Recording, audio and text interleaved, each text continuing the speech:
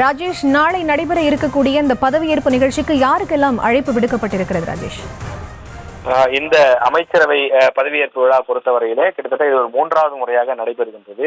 ஏனென்றால் முதல் முறையாக 2021 முதலமைச்சர் பதவியேற்ற போது அப்போது நடைபெற்றது. அதன் பிறகு உதயநிதி உள்ளிட்ட சிலருக்கு அமைச்சர் பதவி என்பது கொடுக்கப்பட்டது.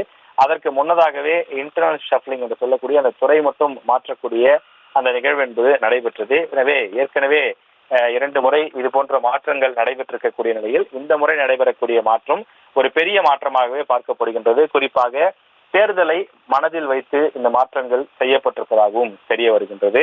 எனவே இந்த விஷயத்தை பொறுத்தவரையில அரசு துறையில் இருக்கக்கூடிய மிக முக்கியமான அதிகாரிகளுக்கும் அதே போல ஆளும் தரப்பில் இருக்கக்கூடிய முக்கியமான நிர்வாகிகளுக்கும் இதில் அழைப்பு விடுக்கப்பட்டிருக்கின்றது. இது ஒரு பெரிய பிரம்மாண்டமான விழாக்கோளம் போல நடைபெறக்கூடிய ஒரு பெரிய நிகழ்ச்சியாக நடைபெறாது.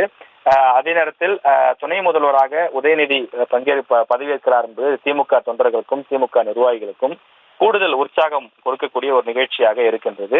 ஆனாலும் கூட ராஜ்பவனில் இது ஒரு சம்பிரதாயத்துக்காக நடைபெறக்கூடிய ஒரு நிகழ்ச்சி போலதான் நடைபெறும். அதே நேரத்தில் திமுகவினர் நீண்ட நாட்களாக எதிர்பார்த்திருந்த அந்த துணை முதல்வர் பொறுப்பு என்பது உதயநிதி அவர்களுக்கு கொடுக்கப்பட்டிருப்பதால் அவர்கள் மிகுந்த உற்சாகத்தோடு இருப்பார்கள். அதே போல ஒரு சிலருக்கு பதவி நீக்கப்பட்டிருக்கின்றது, அமைச்சரவையிலிருந்து விடுவிக்கப்பட்டிருக்கிறார்கள். இதற்கு முன்பு நமக்கு தெரியும் அமைச்சரவையிலிருந்து ஏற்கனவே நாசர் விடுவிக்கப்பட்டிருந்தார்.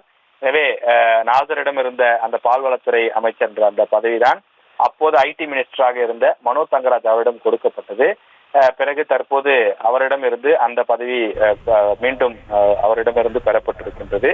எனவே பால்வளத்துறை அமைச்சராக இதன் பிறகு யார் செயல்படுவார் என்று சொன்னால்